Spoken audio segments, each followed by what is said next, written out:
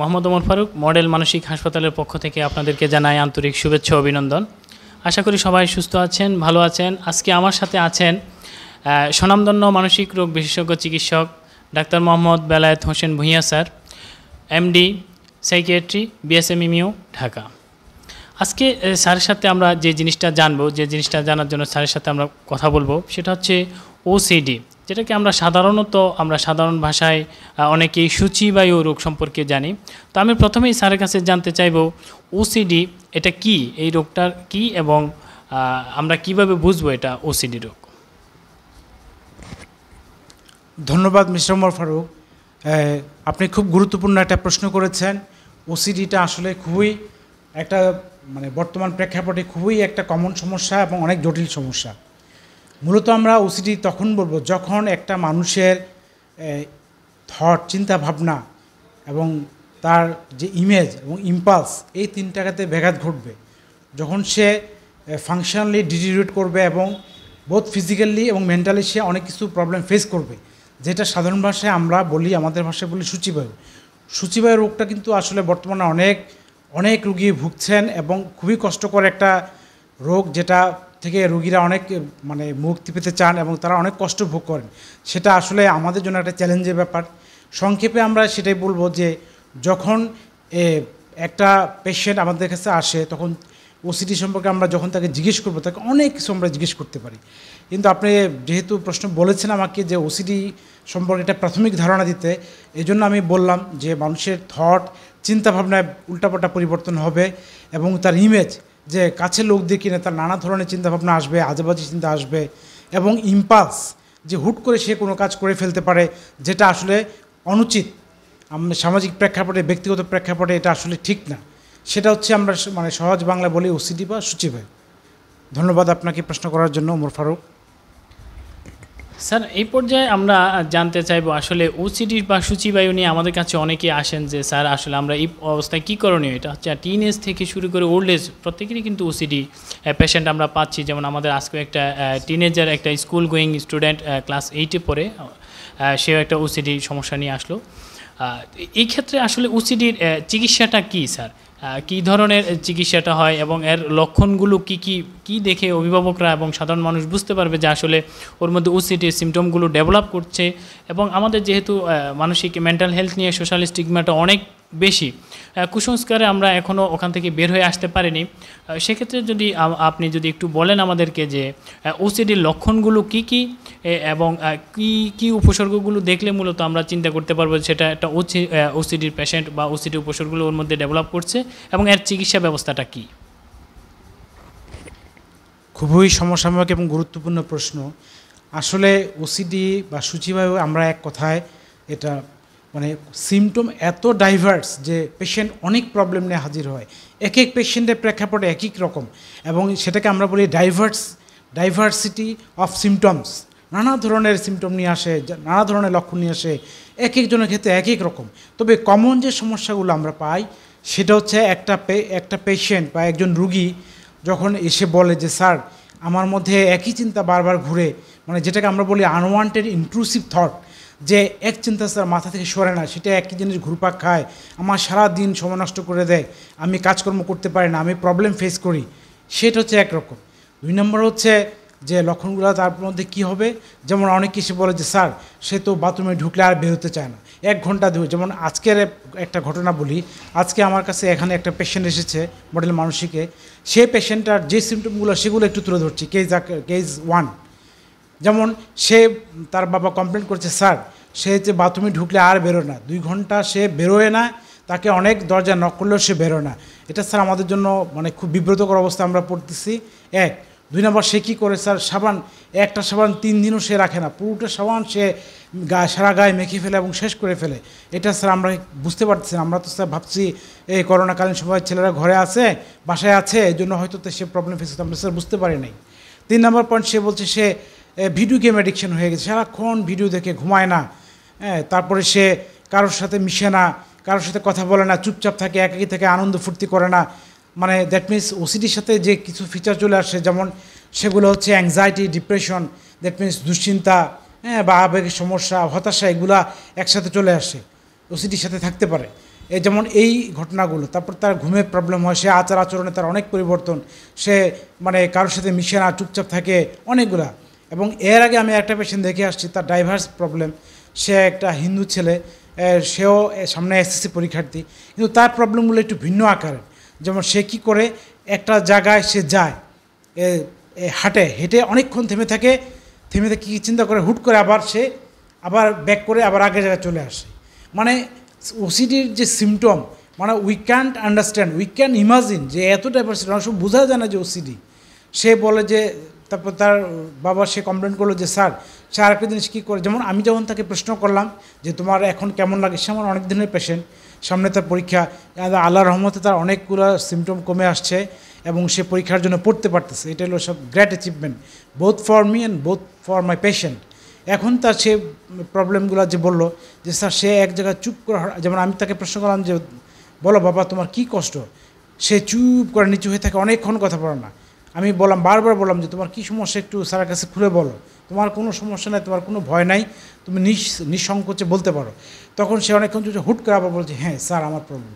এইভাবে সে মাঝখানে গ্যাপ দিয়ে হুট করে সে মিউট হয়ে যায়, মানে অবাক লাগে। এবং এরকম আরেকটা পেশেন্ট পেয়েছি, জাস্ট আমি কেস আকারে বলছি, মানে বইয়ের ভাষা বলতেছি না, যে একটা রুগী কী করলো, অনেক দূর একই রাস্তা সে ফলো করে এক জায়গা দিয়ে যায়, যে আবার চলে আসে। তখন সে এসে বলে স্যার ওই রাস্তাটা আমার যেতে খুব পছন্দ লাগে, একই জিনিস সে বারবার করতে চায়। অনেকে দেখা যায় একই জিনিস পছন্দ করে, একই খাবার পছন্দ করে, বা ধর্মীয় চিন্তা নিয়ে চিন্তা করে যে আল্লাহ বোধহয় নেই, যদি মুসলমান হয় ধর্মকর্ম আমি কোথায় সেজদা দিচ্ছি, এই ধরনের চিন্তা চলে আসে। আর সে কারো গায়ে লাগলে বলে যে আমি নোংরা হয়ে গেছি, কাপড় চোপড় নিয়ে বারবার ধুয়ে ফেলে। আর অনেকে 7-8 বার গোসল করে, মানে চিন্তাও করে যে না কী কেউ বারবার ঘুমানোর সময় সে বারবার দরজা চেক করে, হ্যাঁ, বা তালাটা লাগিয়েছে কিনা চেক করে, স্টোভটা পানির কলটা বন্ধ করলো কিনা সেটা চেক করে, তারপরে সে স্টোভ যেটা গ্যাসে চুলা সেটাও চিন্তা করে যে এটা স্যার বন্ধ করলাম কিনা সেটা চেক করে, নানান আকারে প্রবলেমগুলো আসে। যাই হোক, আমরা এত কিছুতে যাব না, এই পর্যন্ত বললাম। যে ওমর ফারুক, তুমি এবার বলো। জি ধন্যবাদ স্যার। আসলে আমরা ওসিডির বেশ অনেকগুলো উপসর্গ আপনার থেকে খুব ক্লিয়ারলি আমরা জানতে পারছি, যেটা আমাদের দর্শকদের জন্য, সাধারণ মানুষের জন্য, অভিভাবকদের জন্য খুবই গুরুত্বপূর্ণ ভূমিকা পালন করবে রোগীকে দ্রুত চিকিৎসায় নিয়ে আসার ক্ষেত্রে। যেটা আমরা সবচেয়ে বেশি মানসিক রোগীদেরকে অবহেলার ক্ষেত্রে হচ্ছে রোগ শুরু হওয়ার থেকে শুরু করে চিকিৎসকের কাছে আসা পর্যন্ত অনেক লং ডিস্টেন্স তৈরি হয়ে যায়, যেটা রোগীর জন্য অনেক ক্ষতিকারক। তো আমি স্যারের কাছে যেটা জানতে চাইবো, স্যার উপসর্গগুলো বেশ বিস্তারিতভাবে আমাদেরকে বললেন। আমরা যদি এখন চিকিৎসার ব্যবস্থাটা কি এই রোগীদের, সংক্ষেপে এটা যদি স্যার একটু বলতেন যে আসলে চিকিৎসা ব্যবস্থাটা কি। কারণ মানসিক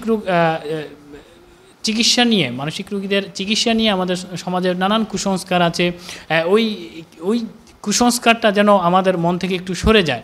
এক্ষেত্রে আমি সংক্ষেপে জানতে চাইবো যে স্যার এই রোগীর চিকিৎসা ব্যবস্থাটা কি। ধন্যবাদ আপনাকে। আচ্ছা, ট্রিটমেন্ট পারপাস স্কেলে আমরা প্রথমে বলতে হবে যে 1 নাম্বার এবং ফরমোস্ট এবং ফার্স্ট ধাপ হচ্ছে অবশ্যই রুগীকে এই লক্ষণগুলো দেখলে একটা জরুরি ভিত্তিতে মনোরোগ বিশেষজ্ঞের পরামর্শ অবশ্যই নিতে হবে। আমরা যেটা সোশ্যাল স্টিগমা বলি, যে অনেকে চিন্তা করে আমার ছেলেটা কি, আমার মেয়েটা কি পাগল হয়ে গেল নাকি, এই ধারণা থেকে আপনাকে অবশ্যই বেরিয়ে আসতে হবে। এটা হচ্ছে আমার প্রথম কথা। দ্বিতীয় কথা হচ্ছে, যখনই আপনি চিন্তা করবেন যে হ্যাঁ আপনার ছেলে এরকম হচ্ছে, তখন অবশ্যই মনে করবেন না যে সে পাগল হয়ে যাচ্ছে। পাগল বলে আসলে কোনো শব্দ নেই আমাদের ভাষায়। সব হচ্ছে মানুষের মনের ওষুধ। মনকে আমাকে ঠিক করতে হবে। শরীরে যেমন যত্ন দরকার, মনেরও অবশ্যই যত্ন দরকার।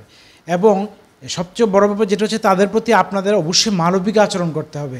আমরা দেখি যে রোগীর লোকজন বা আশেপাশের লোকজন ওকে ব্লেম দেয়, না সে ভং করছে, সে ছলচাতুরি করছে, এইটা আসলে হ্যাঁ ইচ্ছে করে করছে, কিন্তু এটা আসলে সম্পূর্ণ ভুল ধারণা।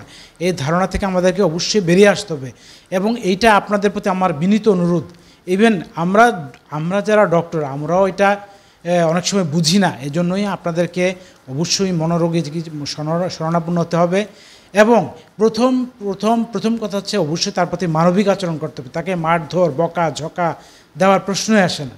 কেন? এটা তার উল্টা রিয়েকশন হবে। যখন আমাদের কাছে আসবে পেশেন্টটা, তখন আমরা 2টা ভাগে তার চিকিৎসা করব।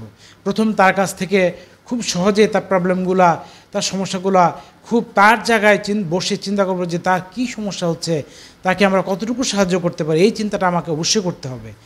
প্রথম চিন্তা করতে হবে যে হ্যাঁ, আমরা তাকে ট্রিটমেন্ট দেবো। ট্রিটমেন্টের মধ্যে অনেকগুলা চিকিৎসা আছে, যেমন ড্রাগ ট্রিটমেন্ট। অবশ্যই যখনই পেশেন্টরা আসে তখন আসলে ড্রাগ ট্রিটমেন্টের পর্যায়ে চলে যায়।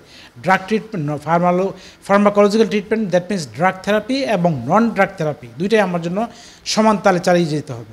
এবং ড্রাগ থেরাপির মধ্যে আমাকে কী করতে হবে, আমরা usually anti depression, usually SSRI এগুলো আমরা বেশি ইউজ করি। তারপরে সাথে অবশ্যই আমরা TCA ইউজ করব।